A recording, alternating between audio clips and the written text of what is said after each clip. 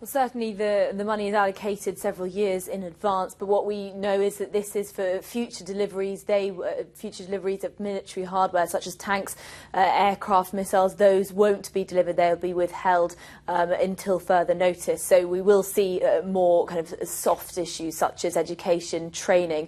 That will continue, but really it's a slap on the wrist as opposed to a huge punishment for Egypt. The US has had to try and make a careful balancing act, trying to maintain a relationship but also not maintain the status quo and show concern, voice concern and react as a result. And all through this, really, the US has been pushing the issue of a stable Egypt, a democratic Egypt, an inclusive Egypt. And that's something that Jay Carney, the spokesman of the White House, reiterated once again today.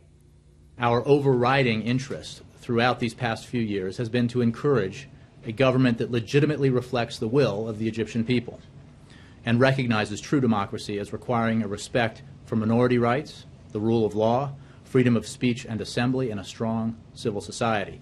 That remains our interest today. We will continue to work with the interim government to promote our core interests and to support areas that benefit the Egyptian people.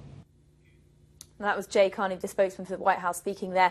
Now, interestingly, along with the announcements of what was going to be withheld in terms of military support, the US also once again refused to call this a coup. It was asked in a conference call whether this would be classified as a coup. The US is refusing to talk about whether this is a coup or not. It's just saying that it doesn't need to define it as such. Of course, if it did define it as a coup, what happened in Egypt, then that would mean revoking military aid altogether.